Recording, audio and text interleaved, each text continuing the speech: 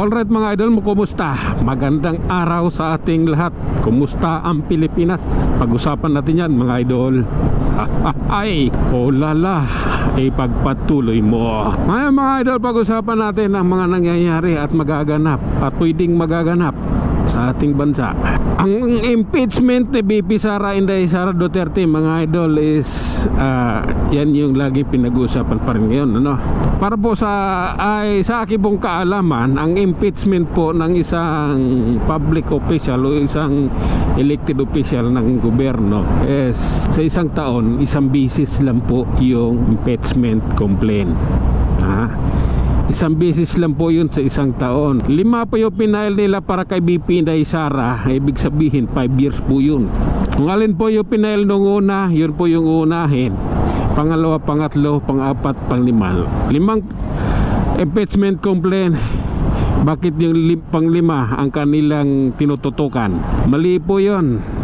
Wala po sa batas yun. Sa batas natin ng Pilipinas o ng Philippines Constitution, iisa lang po muna sa isang taon. Ibig sabihin yung pinail nilang impeachment complaint kay BP Inday na una, yun po yung asikasuhin ng ating pamahalaan o ng ating mambabatas. Kaya dapat maumpisahan na yon.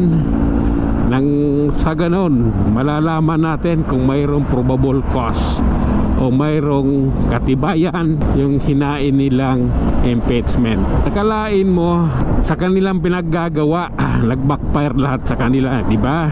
Ginawa nilang impeachment complaint kay BP Inday Sara, yung kanilang alyansa, kung hindi nandaya, wala na sanang nanalo.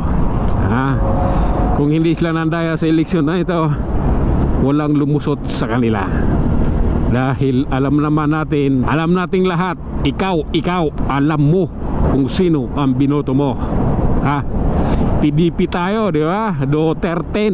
Bakit nakalusot yung Bam Aquino at Kiko Pangilinan? Ano nangyari? Kung hindi sila gumamit ng magic, kung hindi sila nagbayad sa Kumilik para manalo, di ba? Alam natin yan, hindi tayo tanga eh. Alam natin yung pinaggagawa, alam natin yung Kumilik, kung magkano halaga. Kaya wag na tayong utuin. Alam natin yung mga nangyayari. Kaya sila nanalo dahil dyan. Ngayon yung impeachment na yon, yung mga naghain nun, yung mga pumirma doon, tuwan-tuwa sila na. Pero lahat na yon may mababasura yon pag nag-umpisa na. Dahil tulad na sinabi ko, iisa lang sa isang taon. At natatandaan ko noon, nung panahon ni Gloria Macapagal Arroyo, mayroong 3 naghain ng impeachment sa kanya noon sa loob ng isang taon. Yung 2 doon binasura, yung isa lang ang dininig pero hindi rin nagtagal, nabasura din. Kaya yung mga nag-ano ng impeachment, atakihin kayo sa puso sa pag-iingay ninyo. Yung pang-5 ang tinutukan nila, hindi mangyayari yun. Dahil ang tututukan ng pagdidinig niyan, yung unang impeachment na inihain. At sabi ni Toby Chanko, yung impeachment na hinain ninyo, walang ebidensya yan, walang mangyayari dyan. Ginawa lang nila yon para sa panggigipit nila. Hindi nila alam, dahil sa ginawa nila, kaya sila natalo. Sa BARM, sirubot sila. Ay mo yun? For the first time, mula nang bumuto ako noong 1995 o ano bang taon yun ako nag-umpisang bumuto, hindi ko na matandaan nata. 1995 ako dumating kasi ng Manila pala. Mayroong nangyaring sirubot sa mga tumatakbong politiko at nangyari yan sa BARM. Ang lupit ng BARM, talagang nagkakaisa rin. Believe talaga ako sa taga-BARM. Believe ako sa mga Muslim. Kaya yung mga Muslim, dati sa Las Piñas ako, dami kong kaibigang Muslim. Believe ako sa kanila, may paninindigan. At yung kanilang iniidolo ay paglalaban nila ng patayan niya. Believe ako. Kaya doon sa may video nga ako napanood na isang Muslim na ini-interview, may edad na yun umiyak talaga siya. Believe ako. Kasi lahat ng sinabi niya galing sa puso niya eh. Maramdaman mo yung yung salitang galing sa puso kasi yung salitang scripted. Lalaman mo sa isang tao. Kaya believe ako sa Barm dahil si robot yung alyansa.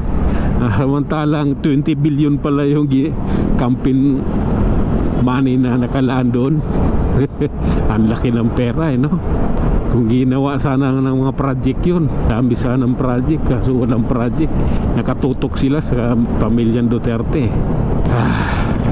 Pero ganun pa man, mananatiling matibay ang suporta namin ng mga DDS, vloggers, nananatili yan sa pamilyang Duterte. Ang dami pang mga Duterte. Andyan si Paulo, andyan si BP Sara, andyan si Paulo, andyan si Basti, may Kitty pa Duterte, may dalawa pang, may Umar Duterte pa, may Erigo Duterte pa. Sus, ang dami niyan. Yung Umar at saka yung Rigo nag-umpisa na sa politika. Ano pa, sasakit na lang ulo, mamamatay kayo sa sa galit, atakihin kayo.